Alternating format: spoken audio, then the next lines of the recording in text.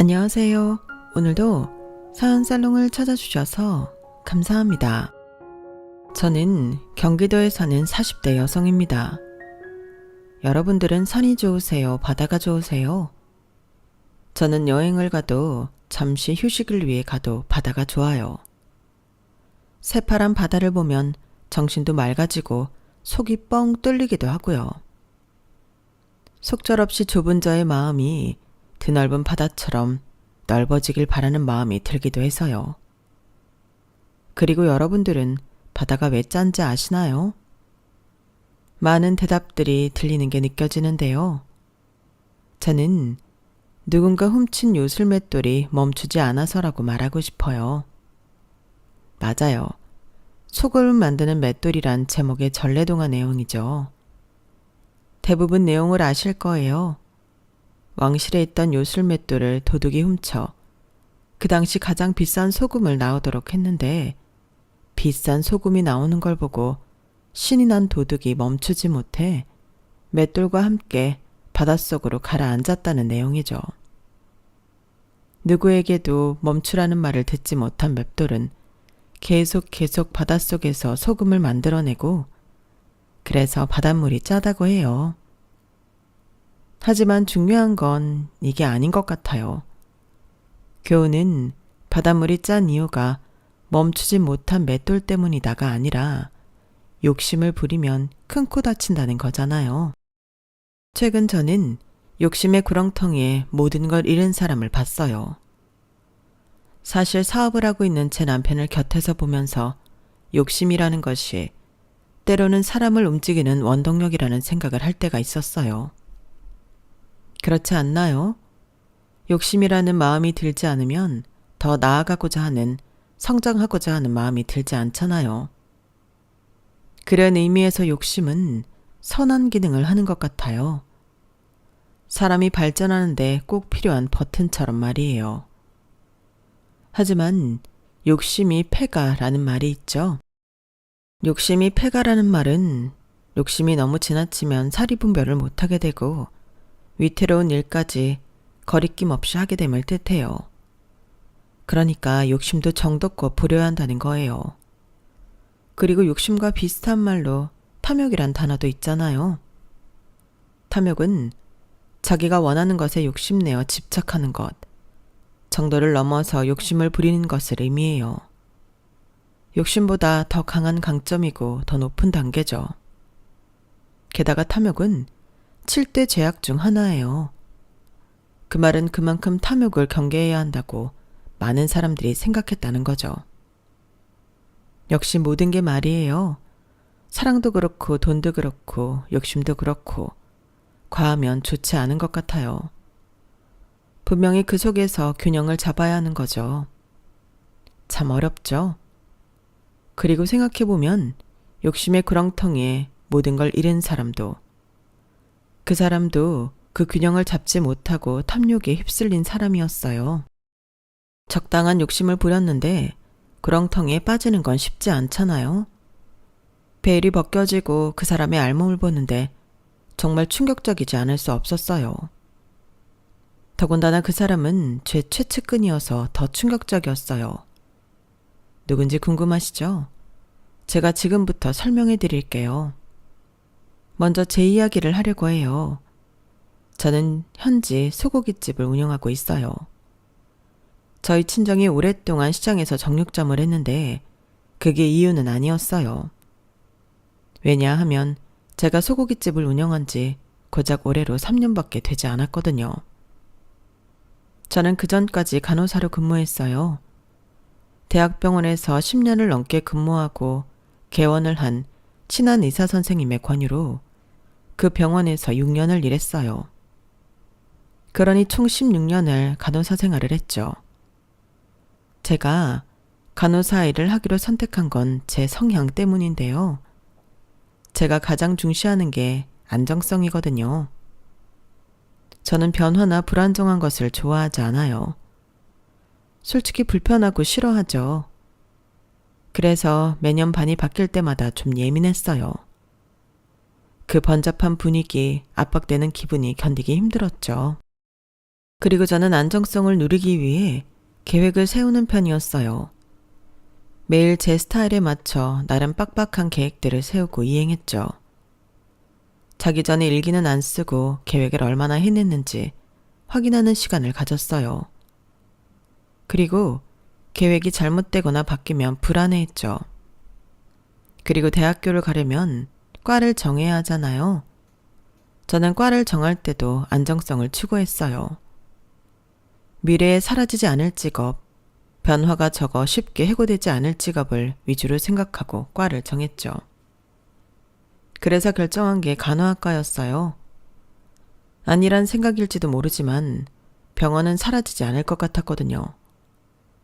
그래서 저는 간호학과에 진학해서 졸업을 하고 대학병원에서 근무를 했어요. 그러고 보니 정말 16년을 간호사로 일했네요. 참 시간이 빠르면서도 덧없어요. 저는 간호사 업무가 체질에 맞았어요. 매일 반복되는 일과 제한적인 업무, 변화하는 건 매일 달라지는 환자들 뿐이었는데 그것도 크게 어렵진 않았어요. 제가 어른들한테도 싹싹하게 잘하고 사근사근한 편이거든요. 웬만해선 화도 잘 안 나고요. 화가 좀 없는 편이에요. 잘 참는 것 같기도 하고요. 그리고 저에겐 스트레스를 해소할 수 있는 창구가 있었어요. 제가 운동을 좋아하거든요. 대학교를 다닐 때 학교 동아리로 배드민턴을 했어요. 그런데 대학 동아리이다 보니 술을 자주 마셔서 탈퇴하고 동네에서 건전하게 운동할 만한 곳을 찾아다녔죠. 그래서 배드민턴 다음으로 한 것이 수영이었어요. 수영을 배워보고 싶었는데 시민문화센터에서 수영 강습을 하길래 가입했죠. 그리고 수영 다음은 다시 배드민턴이었죠. 그땐 강습이 아니라 모임이었어요. 다행히 술을 잘 안 하더라고요. 그런데 쌍쌍끼리 붙어서 사랑 수업을 하길래 그만뒀어요. 뭐 젊은 남녀끼리 붙으면 그럴 수 있지만 전 운동만 하고 싶었거든요. 그리고 다음이 골프였어요. 아버지가 어디서 골프채 세트를 그것도 여성용으로 구해주셨거든요. 처음엔 관심이 없어 그냥 관상용으로 두다가 그때 골프가 운동광들 사이에서 유행이었거든요. 그래서 배울까 싶어서 강습을 찾는데 너무 비싼 거예요. 그래서 초보도 받는 동호회가 있길래 가입했어요. 그때 제 나이가 25이었죠. 저는 골프 동호회 모임을 열심히 나갔어요. 일주일에 3-4번도 나갔던 것 같아요. 다행히 초보라고 무시하거나 그런 게 없었어요. 차근차근 잘 알려졌죠. 특히나 저를 자주 코칭해줬던 사람이 있는데 그게 지금의 저의 남편이에요. 골프 동호회는 제가 3년 정도 다닌 것 같아요. 그 3년 중 2년은 남편과 오빠, 동생 사이로 지냈어요. 어쩌면 저에겐 남편이 골프 코치였죠. 남편은 오랫동안 골프를 쳐서 치는 것도 알려주는 것도 잘했어요. 그래서 제 골프 실력도 나날이 올랐죠. 남편과 연애를 시작한 건 제가 더 이상 핸디캡 없이 골프를 칠 수 있을 때였어요.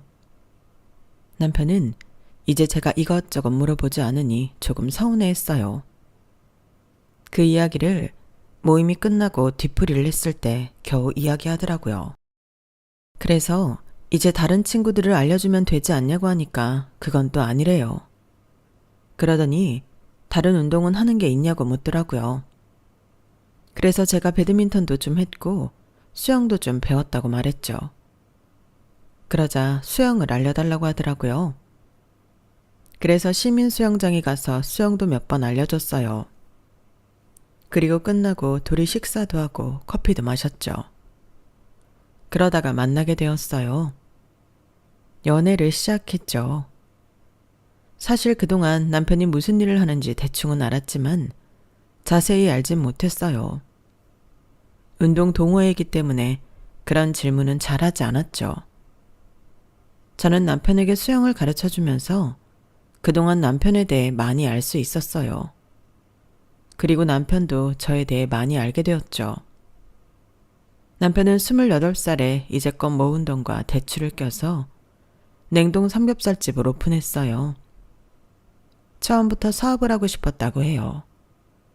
회사에 들어가서 회사원으로 살기엔 답답했고 주도적으로 일하는 걸 좋아했다고요. 그래서 자영업을 시작했고 장사는 꽤 잘 됐어요. 남편은 그 이후 체계를 잡았어요. 남편이 없어도 가게가 돌아가게끔 말이에요. 제가 처음에 남편을 보고 욕심이라는 단어가 발전과 성취를 위한 발돋움이라고 말씀드렸죠. 남편은 그만큼 야망이 있는 사람이었어요. 남편은 저랑 연애를 하는 도중에 베트남에서 브랜드인 카페를 오픈했어요. 코코넛 커피가 유명한 브랜드였죠. 그 카페는 크게 히트를 쳤어요. 저희가 사는 도시에서 몇 군데 프랜차이즈를 더 냈죠. 그리고 남편은 거기서 멈추지 않고 그 가게도 체계를 갖추게 되고 나서 이자카야를 열었어요. 다양한 종류의 오뎅을 그 자리에서 끓여 먹는 이자카야였죠. 그 가게도 젊은 층들이 좋아했어요. 그리고 저희는 결혼을 했어요. 사업을 하는 남편인 만큼 하객들이 많이 왔죠.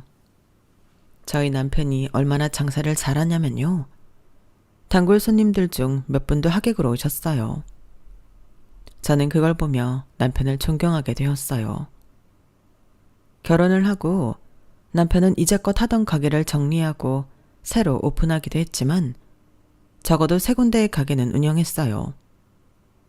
지금은 카페, 이자카야, 양고기집을 운영하고 있어요.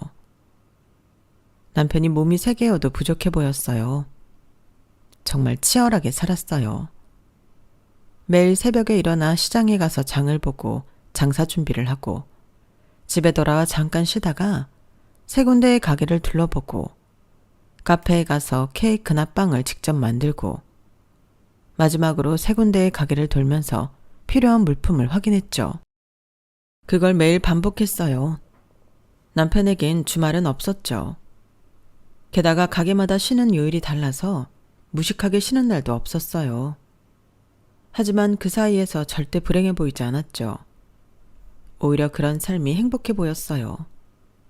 그래서 저는 육아를 할 때도 일을 멈추지 않는 남편을 보며 적당히 좀 해, 나만 키우니? 이런 이야기를 한 적이 없었죠. 물론 그만큼 많이 벌어오기 때문이기도 하지만 일단은 남편이 행복해 보였거든요. 그리고 그건 저희 시댁에서 아이들을 봐주었기 때문에 가능한 일이기도 했지만요. 저희가 친정보다 시댁이랑 더 가깝기도 하고 시부모님이 퇴직을 하시고 시간적 여유가 있어서 자주 맡겼거든요. 하지만 안정을 추구하는 저는 간혹 남편의 가게들이 장사가 안 되거나 남편이 가게를 정리할 때 무척 불안했어요. 자영업이라는 게 그렇잖아요. 장사가 될 때가 있고 안 될 때가 있잖아요. 그건 누구의 탓을 할 수도 없는 일이죠. 물론 게으르게 운영한 사람들은 그 사람들이 원인이겠지만요. 성실히 운영한 사람도 망할 수 있는 게 자영업이 아니겠어요? 그래서 사실 남편이 장사를 그만하고 예전처럼 회사를 다녔으면 좋겠다고 생각할 때도 있었어요. 하지만 좋다는데 제가 어쩔 수 있나요?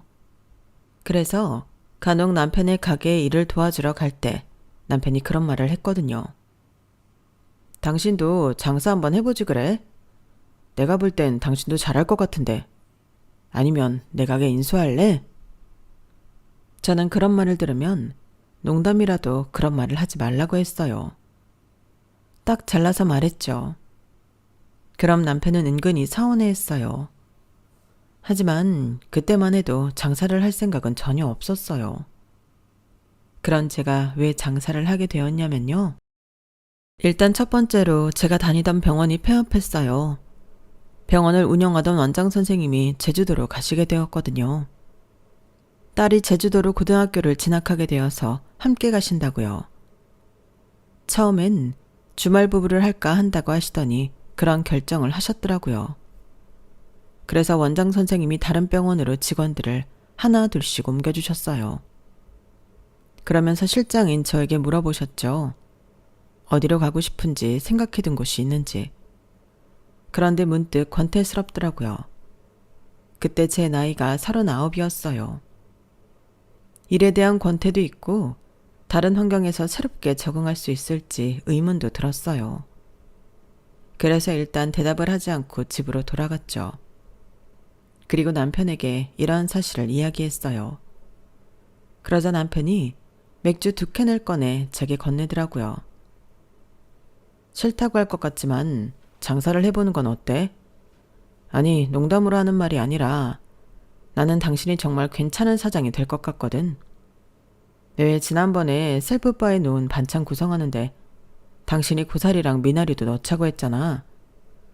사실 그 2개는 비싸기도 하고 서비스로 드리는 거라 망설였는데 그렇게 하고 반응 좋았어. 그 이후로 손님이 2배로 늘었는데 나는 당신의 안목 때문이라고 생각해. 당신 장사에 대해 센스가 있어. 그리고 김치 바꾼 것도 반응 좋았고 외투나물 봉투도 섬유 탈취제도 당신이 말한 대로 바꾼 뒤에 손님들이 무척 좋아했어. 그 뒤로 재방문해 주신 분들도 있고. 간호사 일 이제껏 하느라 고생했어. 이제 자기만의 공간에서 일해보는 건 어때? 그 말을 듣고 저는 곰곰이 생각했어요. 그리고 제가 다니던 병원은 그 사이 폐업했고 원장 선생님은 제주도로 아예 이사하셨죠. 원장 선생님은 생각이 들면 언제든 연락하라고 하셨지만 이미 다른 공간에 가신 분한테 그러는 것도 민폐죠. 그리고 둘째, 문득 남편의 보람이 생각나더라고요. 가게에서 매일 일을 하고 와서 저희 가게에 있었던 일화를 말해주면서 보람을 느끼는 남편이 떠오르더라고요. 그리고 저도 그런 감정을 느낄 수 있을까 생각했어요. 또는 그렇게 살 수 있을까 생각했죠. 그렇게 1년이 흘렀어요. 저는 40이 되었고 그동안 실업급여는 다 받아서 다음 달부터 제 통장으로 들어오는 돈이 없을 예정이었죠. 불안했어요. 이제 큰아이가 초등학교 3학년인데 그럴 수밖에 없었죠. 그런 저를 보고 남편이 자기 가게로 오라는 거예요. 와서 일하면 용돈 주겠다고요. 사실 그냥 주라고 해도 줄 사람인데 제 자존심을 알고 그렇게 말한 것 같아요. 그래서 일단 저는 남편의 가게로 양고깃집으로 매일 출근했어요. 가끔 일을 봐주었기 때문에 직원들, 아르바이트생들과도 안면이 있었고 일도 익숙해서 금방 적응했어요. 그리고 저는 기분 좋은 순간들을 몇 번 마주했어요. 손님들이 잘 드시는 모습은 당연하고요. 빈 그릇이 많을 때도 기분이 좋았어요. 그리고 계산을 할 때 고맙다고 잘 먹고 간다는 말도 저를 기쁘게 했죠. 정말 보람이라는 게 그런 사소한 것들로부터 시작된다는 걸 간호사를 할 때도 몰랐는데 그때 알았네요. 더구나 보통 사람들이 먹는 데에서 행복을 찾잖아요.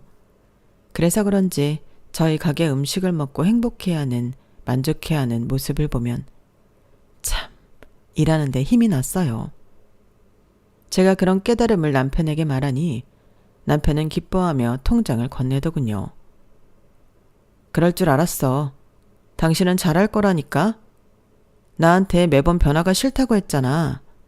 그래서 이번에도 다른 병원으로 못 가겠다고. 그러니까 나는 이번 기회에 당신이 당신 공간을 만들어서 일해봤으면 좋겠어. 내가 돈은 다 해줄게. 어차피 내 이름으로 내면 세금만 더 나오고. 자기는 자영업 처음이니까 혜택도 많을 거야. 내가 옆에서 많이 도와줄게. 알지? 내가 이 분야에서 15년을 일했어. 나만 믿고 한번 해봐. 그래서 저는 나이 40이 되어서 소고기 가게를 열었어요. 그 많은 분야 중 하필 소고기인 건 저희 부모님이 정말 까다롭게 고기를 가져오시거든요. 그걸 배우는 게 장사를 처음 하는 저에게 이득인 것 같더라고요. 주어진 배경을 활용하면 좋잖아요. 그래서 소고기를 택했고 오픈했어요. 친정 어머니가 제 가게에서 음식을 도와주셨어요. 저희 어머니가 음식 솜씨가 좋으시거든요. 전라도 분이세요. 그리고 남편의 가게에서 아르바이트를 한 친구들이 제 가게로 이직을 해서 호흡을 맞추기 편했어요. 처음엔 남편 지인들이 많이 왔어요. 저희 부모님 지인들도 많이 오셨고요. 제 친구들도 왔었죠. 그러다 손님들이 하나둘 찾아오더니 웨이팅을 해야 할 지경이었어요. 오픈빨이 정말 무섭더라고요. 그리고 오픈빨이 지나고도 손님들이 꾸준히 찾아왔어요. 남편이 확실히 안목이 좋더라고요. 제 가게가 저희 부모님이 하시는 정육점이 있는 시장 근처이기도 한데 회사들 근처이기도 하거든요. 그래서 회식 예약이 많아요. 다들 제가 장사할 줄은 몰랐다고 말해요. 그리고 이렇게 잘할 줄도 몰랐다고요. 걱정했는데 걱정할 필요가 없겠다고 말했어요. 하지만 물론 모두가 저를 축하한 건 아니었어요. 우려하는 목소리도 있었죠. 아니, 꼭 우려가 아니어도 말이에요. 저한테 7살이 어린 동서가 있거든요. 제가 가게를 열었다고 시댁에 갔을 때 말하자 그걸 옆에서 듣더니 이해를 못하더라고요. 무슨 멀쩡한 간호사 일 그만두고 고깃집이에요? 그것도 고깃집? 여자가 무슨 고깃집이에요? 남자도 하기 힘든 일을 형님 혼자서 어떻게 해요? 아주버님도 너무하시네. 그렇게 버신다면서 집에서 놀게 냅두시지. 그리고 장사하려면 냉정해야 하는 거 아시죠? 힘드실 텐데. 아마 동네 장사보다 못하지 않을까요? 그러면서 비아냥거리는 거예요.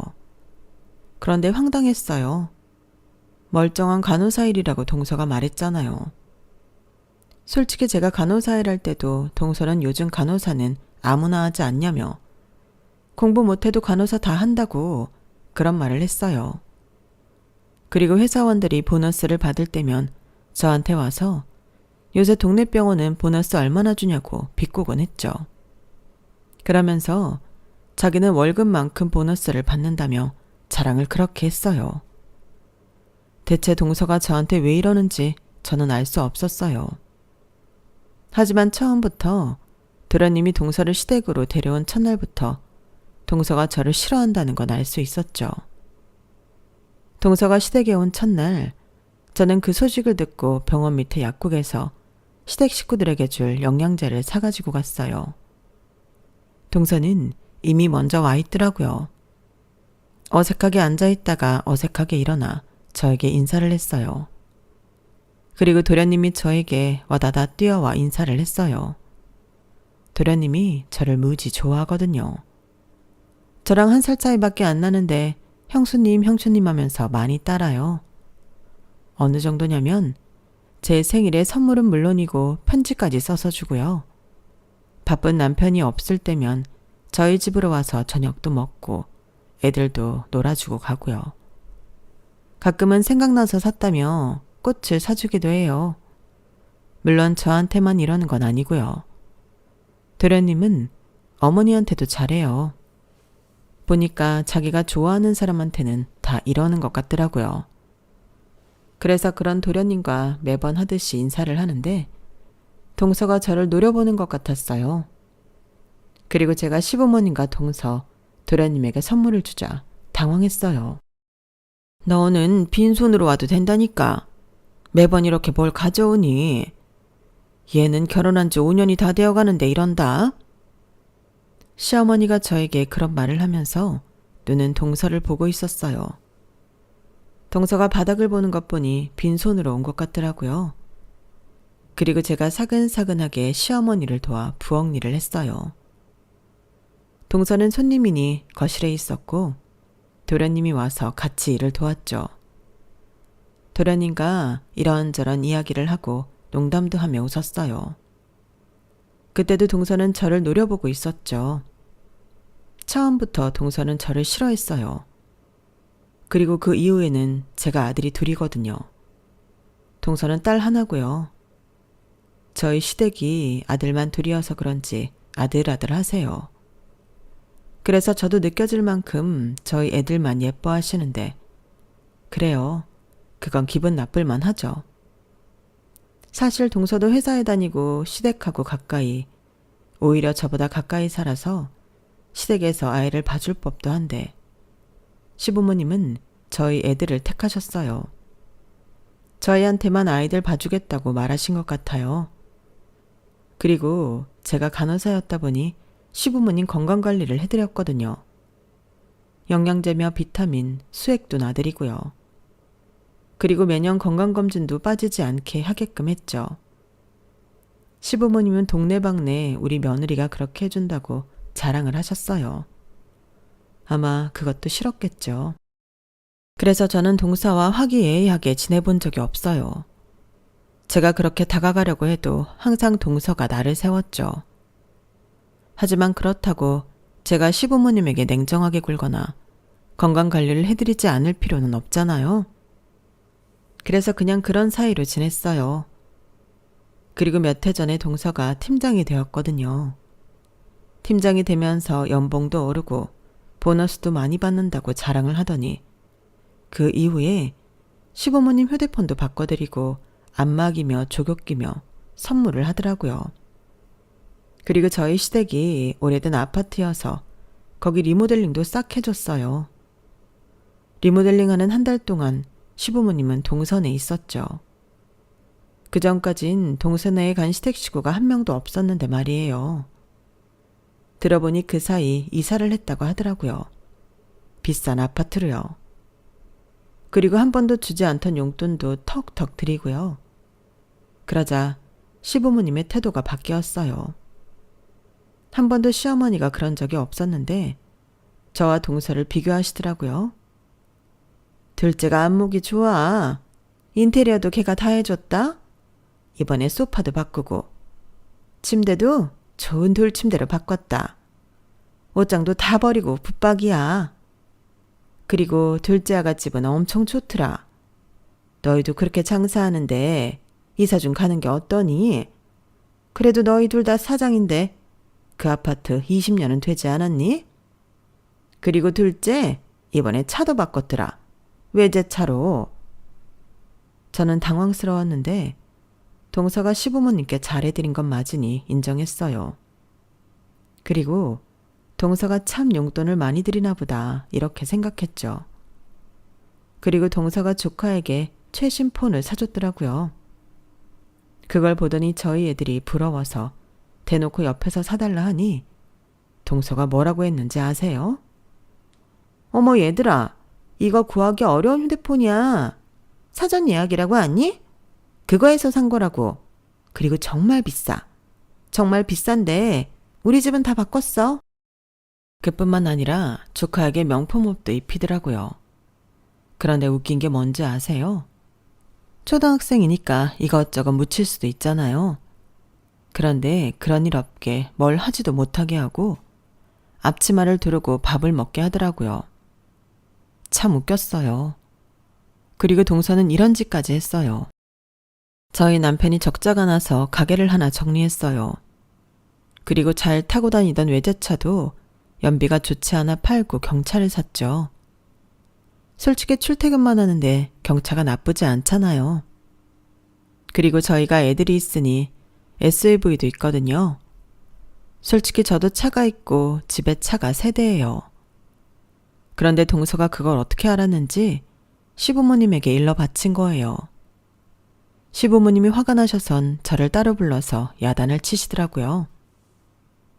어떻게 했길래 그렇게 장사를 잘하던 애가 가게를 정리하고 차를 바꿔? 어디서 사장이 그런 차를 타고 다니면 얼마나 무시하겠니? 그런 건 생각 안 하니? 너야 여자니까 그럴 수 있다고 쳐도 우리 아들은 아니지. 안 그러니? 그리고 너 가게 매출도 떨어졌다며. 그러다 너까지 정리하는 거 아니니?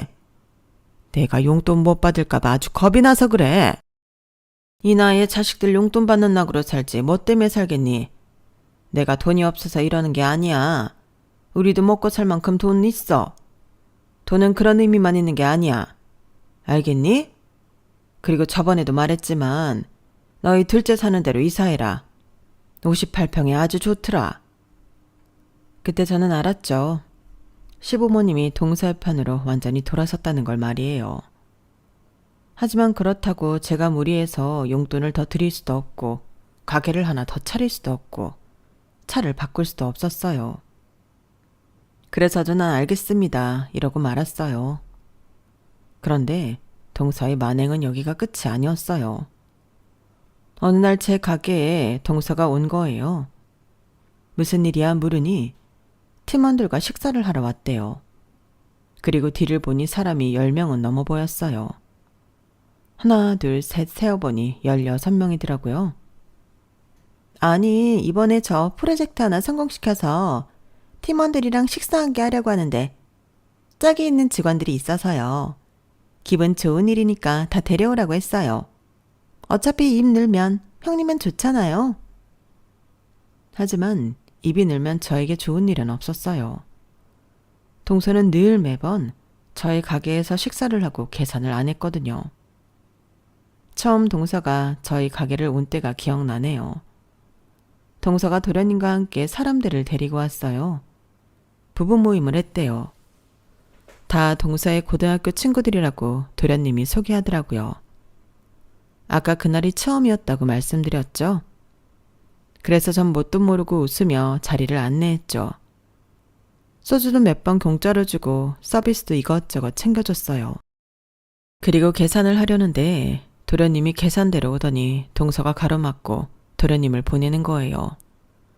제가 손을 내밀자 하! 이렇게 웃더라고요. 가족끼리 이래도 돼요? 제가 손님 만들어드린 거잖아요. 다들 다시 오겠다고 난린데 딱딱하시네. 이러면서 이쑤시개를 꺼내더니 이를 쑤시면서 고개를 까딱하고 가더라고요. 그리고 그 다음에는 고기 3인분만 구워달래요. 저희 집은 배달을 안 해서 그런 서비스는 없거든요. 그런데 부탁하길래 해줬어요. 그런데 바빠서 몰랐는데 아르바이트생한테 물어보니 그냥 고기만 받고 갔다고 해요. 정말 그 소리를 듣고 기가 차서 아르바이트생 앞에서 썩소를 지었네요. 그리고 이 모든 걸 도련님은 모르는 것 같았어요. 아니, 도련님은 잘못 알고 있는 것 같았죠. 저번에 시댁에서 저에게 고맙다고 하는 거예요. 형수님, 그때 애들 엄마하고 식당 갔을 때 그냥 가라고 하셨다면서요? 아이 참, 그렇게 안 해주셔도 되는데 저희 정말 많이 먹고 마시지 않았어요? 매번 그런 식이었어요. 도련님 가족이 저희 가게로 와 식사를 할 때도 동서는 저에게 협박 아닌 협박을 하고 도련님은 잘못 알고 있고 그럼 오지 못하게 하면 되지 않냐고 말씀하실 수도 있지만 동서는 저에게만 그런 식으로 굴었어요. 저희 남편에게는 철면피로 굴었죠. 시부모님도 동서의 편이고 그러니 저는 동서에게 제 뜻대로 할 수 없었어요. 그날도 돌아가라고 하고 싶은 마음이 굴뚝 같았지만 자리로 안내했는데 동서가 룸으로 달라고 하더라고요. 하필 또 그때 룸이 비어 있었어요. 그래서 어쩔 수 없이 룸으로 안내했고 룸을 3개나 썼죠. 그리고 동서가 자리에 앉더니 그러더라고요. 휑하다더니 정말이네요. 우리 안 왔으면 큰일 날 뻔했네. 자자, 다들 먹고 싶은 거 시켜. 내가 다 쏠 테니까. 그리고 동서를 비롯한 동서 팀원들은 마구잡이로 고기와 술, 음료 등을 시켰어요. 그러더니 동서가 소고기를 가지고 온 저를 보고 뭐라는 줄 아세요? 저희는 고기 굽는 재주가 없어서 형님이 좀 구워주세요. 그 자리에서 바쁘니 알아서 구우라고 할 수도 없고 몇 점 구워줬어요. 그런데 동서가 팀원들에게 제 얘기를 하는 거예요.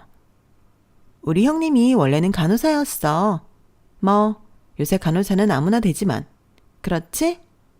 아니, 내 말은 나는 이렇게 못한다는 거야. 아무리 할 일이 없어도 남의 고기 구워주는 일은 못해. 형님이 간호사다 할 만큼 봉사심이 강해서 가능한 일이라니까? 아, 그렇다고 평생 밑에서 일할 팔자라는 건 아니야. 지금 봐, 사장님이잖아. 그런데 요새 매출이 안 좋다더라. 그래서 여기로 온 거야. 그러니 입에 맞지 않아도 내 정성을 봐서 맛있게 먹어. 형님, 이거 익은 거예요? 너무 많이 익은 거 아닌가? 소고기는 살짝 익혀야 부드러운 거 아니에요? 저는 결국 아르바이트생에게 고기 굽는 것을 맡기고 카운터로 돌아왔어요. 밑바닥에서부터 열이 받는데 거기다 기름을 붓더라고요. 그릇도 깨고 술잔도 깨고 화장실에 가보니 오버히트가 잔뜩. 정말 꿈이라면 깨고 싶었어요. 그렇게 동서는 11시까지 팀원들과 먹고 마시다 대리를 불러 태워서 보내더니 카운터로 오더라고요. 제가 오늘은 계산을 하나 싶어서 기다리니까 또 이쑤시개로 이를 쑤시더라고요. 형님, 잘 먹었어요. 그런데 오늘은 고기가 영 별로네요. 냄새도 나고. 나는 양고기인 줄 알았네. 설마 정말 양고기인 건 아니죠? 아주버님이 얼마 전에 양고기집 문 닫으셨잖아요. 나 농담이에요. 아무튼 오늘은 그냥 갈게요. 맛없는데 계산하면 억울해서. 그리고 뒤를 돌길래 제가 카운터에서 나와 동서를 잡았어요. 동서, 지금 이렇게 가면 후회할 거야. 제가 그렇게 말하니 동서가 깔깔깔 웃으면서 제가요? 이러더라고요. 그리고 동서는 가게를 빠져나갔어요. 저는 뒤를 보고 손가락을 까딱했어요. 그러자 저와 오래 일한 아르바이트생이 제 휴대폰을 가져왔죠. 저에겐 계획이 있었어요. 오늘 동서가 이런 식으로 나오면 그분께 전화를 할 생각이었죠.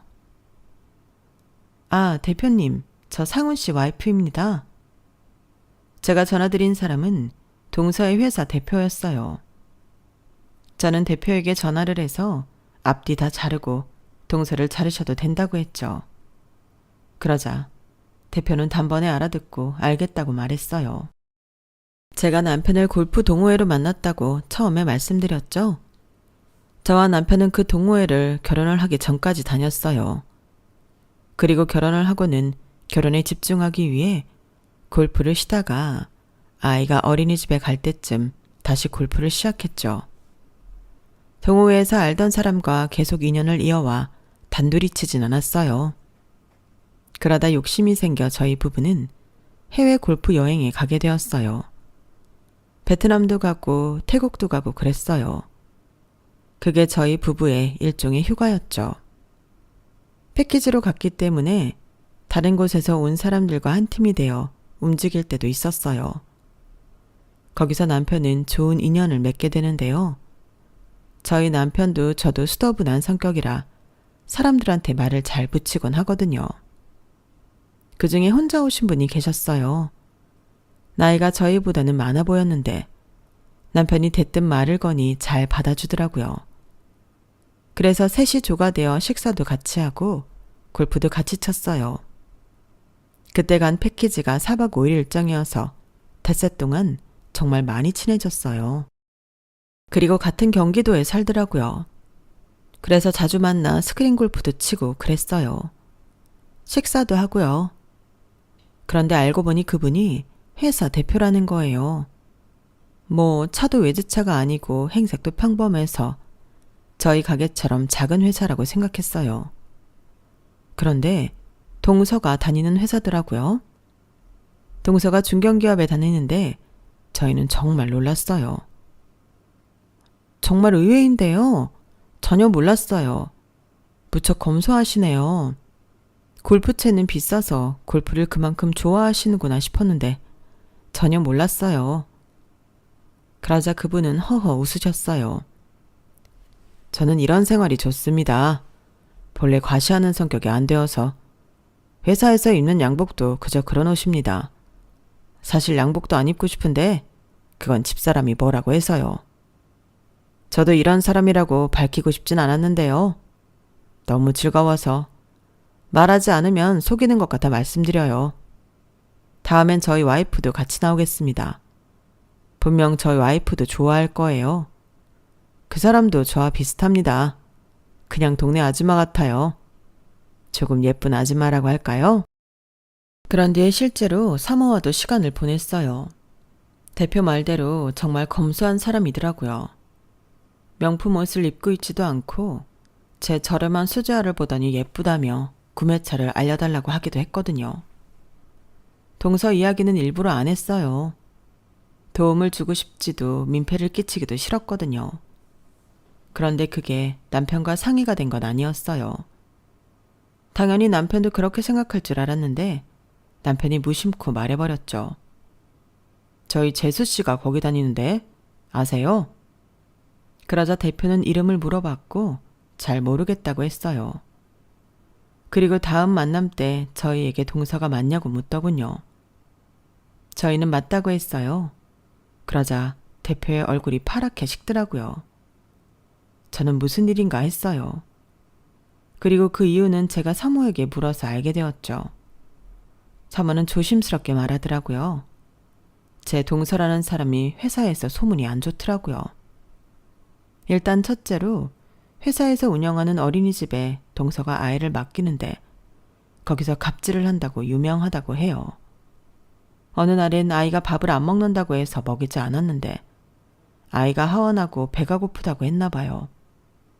그래서 그 이야기를 듣고 동서가 차에서 내려 사람들이 보는 와중에 교사한테 삿대질을 해서 어린이집을 발칵 뒤집어 놨어요. 그리고는 사과도 안 했어요. 오히려 그 교사를 해고하라고 난리를 쳐서 다른 어린이집으로 이직을 시켰죠. 그리고 둘째로 동서가 의부증으로 유명하다고 해요. 도련님과 다른 부서인데 자꾸 도련님 부서로 가서 여직원들을 저를 노려보듯이 노려보고 괴롭혔어요. 그런 일도 있었죠. 복도에서 도련님과 직원이 동서를 마주쳤나 봐요. 그때 도련님이 신입 직원의 서류의 반을 들어주고 있었는데 동서가 선의를 베푼 도련님이 아닌 직원의 멱살을 잡았어요. 어디서 꼬리를 쳐 꼬리를 치게. 새파랗게 어리만 다인 줄 알아? 그때 그 층을 쓰는 온 직원들이 동서를 말려야 했어요.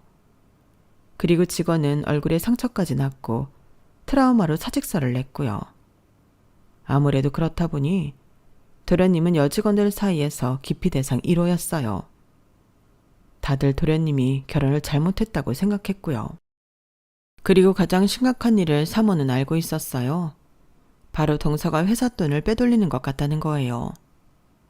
다른 직원들의 말에 의하면 동서가 회사 법인카드로 다이소에 가서 사무용품만 사는 게 아니라 자기 애들 학용품이나 생활용품도 산다는 거예요. 그거면 귀엽게요. 회사 업무상으로 인출한 것처럼 서류를 올렸죠. 그리고 회사에서 쓸 마스크를 구매한다는 목적으로 회사 비밀번호를 알아내 회사 금고를 열었어요. 그리고 거기서 공인인증서와 OTP를 알아내 돈을 빼돌렸죠. 그때의 금액은 좀 됐나 봐요. 저는 그 이야기를 들으니 동서가 어떤 방법으로 시부모님 집을 리모델링 해주었는지 선물임에 용돈을 주었는지 알 수 있을 것 같았어요. 그리고 저는 물었죠. 왜 그걸 알고도 해고시키지 않았냐고요. 그러자 사모는 한숨을 푹푹 쉬며 요새는 해고시키기도 힘들다고, 그리고 해고하려고 했는데 당신들 동서인 걸 알고 나니 마음이 약해졌다고 하더군요. 그리고 그것도 하루 이틀이지 내보낼 생각을 하고 있다고요. 그래서 저는 일단 감사하다고 했어요. 어쨌든 저희를 좋게 봐서 너그럽게 봐준 거니까요. 그리고 죄송하다는 말도 빠뜨리지 않았어요. 그렇게 좀 시간이 지났는데 대표와의 관계도 잘 이어가고 있었고 동서의 만행도 계속되어서 저는 너무 곤란했어요. 그러다 그날 터진 거예요. 이제 더는 참을 수 없더군요. 동서가 가게에서 나가고 저는 곧바로 대표에게 전화를 했어요. 대표는 제 전화를 늦지 않게 받았고 저는 망설이지 않고 동서를 해고해달라고 부탁할 수 있었어요. 그리고 바로 다음 날 동서는 회사에서 해고당했고 일주일 뒤 동서가 저를 찾아왔더군요. 잠잠하더니 무슨 일이야? 해고당한 건 들었는데 우리 가게에서 일이라도 하려고? 제가 비꼬듯 물으니 동서는 감이라도 잡은 듯 닭똥 같은 눈물을 뚝뚝 흘렸어요. 저 다 알아버렸거든요. 아주버님이랑 형님이랑 저희 회사 대표님하고 친분 있는 거. 어떻게 알았냐고 물어보실 필요 없어요. 그건 중요하지 않으니까. 대체 무슨 말씀을 하셨길래 제가 해고당한 거예요? 그것도 사람들 앞에서 쪽팔리게. 제가 어떻게 잘렸는지 아세요? 갑자기 경찰이 오더니 제 책상에 있는 모든 걸 가져갔다고요. 그러면서 제가 횡령죄로 고소되었다고 하더라고요. 제가 횡령이요? 법인카드 좀 썼다고 횡령이라뇨. 대체 무슨 말을 한 거예요? 동서는 억울하다는 식이었어요. 저는 대놓고 동서를 보고 한심하다는 듯이 한숨을 쉬었죠. 본인이 했으니 본인이 더 잘 알겠지. 아무리 생각해도 이상했어. 갑자기 58평. 새 아파트로 이사를 하지 않나 외제차를 바꾸질 않나. 시부모님께 선물이며 용돈이며 리모델링도 시켜주고 그 돈이 다 어디서 났을까 싶었어. 고작 월급쟁이가 말이야. 그런데 횡령? 정말 동서 간도 크다. 대출이라도 받은 거면 다행이었네. 그치? 난 대표님한테 말씀드린 거 없어. 이미 다 알고 계셨고 어쩔 줄 몰라 해고하지 못한 것뿐이야. 그리고 나중엔 우리 얼굴 봐서 기다려준 거고. 그럼 나한테 고맙게 생각해야 하는 거 아니야? 몇 달이라도 더 다닐 수 있었던 거 내 덕분이니까. 그런데 여기서 나한테 따져? 그리고 너 의부증 있다며. 그래서 나한테 그런 거니? 처음부터 나 싫어하는 게 이상했는데 그거면 병이라면 내가 이해할게. 근데 대체 무슨 생각을 해야 나랑 도련님을 엮을 수 있지? 그리고 왜 여자만 싸잡아 싸잡기에. 잡으려면 네 남편도 잡아야지. 안 그래? 제가 그렇게 말하자 동서는 입을 떡 벌리고 저를 쳐다봤어요. 그런데 요새 횡령죄는 죗값이 만만치 않다던데. 대체 얼마나 먹었어? 적어도 벌금형, 아니 징역일 수도 있겠다. 지금 네가 이러고 있을 때가 아니야. 너 징역 가면 도련님이 네 정신없는 딸 혼자서 어떻게 키워? 맡길 때는 알아봤니? 아, 그러고 보니 너 감옥 가면 불안해서 어떻게 살래? 네 남편 다른 여자랑 바람나는 상상하면서. 그치? 그리고 저는 일어났어요. 멀어지면서 동서가 우는 소리가 들리더군요. 마음이 아프지도 않고 시원했어요. 그렇게 한 달 뒤 동서는 징역형을 선고받았어요. 1년 6개월인가 그랬던 것 같아요. 그리고 징역형을 선고받기 전에 이혼 소송에서 동서는 패소했어요. 아무래도 법원이 보기에 아이를 책임질 수 있는 사람이 아니라고 판단했나 봐요. 뭐 제가 보기에도 그렇고요. 그래서 딸아이는 도련님이 맡게 되었고 도련님 딸을 시부모님에게 맡겼어요. 그리고 도련님은 이직을 하셨어요. 아무래도 소문이 너무 나서 회사 생활을 할 수 없다고 판단했나 봐요. 그래도 지금 잘 적응 중이에요. 저한테 슬쩍 말하길 애들 엄마와 사는 게 정말 힘들었다고 하더라고요. 숨 막혀 죽는 줄 알았다고요. 동서의 부모님은 딸의 징역 소식을 듣고 충격을 받으셔서 실어증에 걸리셨다고 해요. 그리고 동네에 소문이 너무 크게 나서 지금 사시는 곳에서 다른 곳으로 이사를 준비 중이래요. 그런데 기사까지 나서 작은 마을이 아닌 이상 다들 알지 않을까요? 그리고 저희 부부는 장사의 기세를 회복해 새로운 가게를 오픈했어요.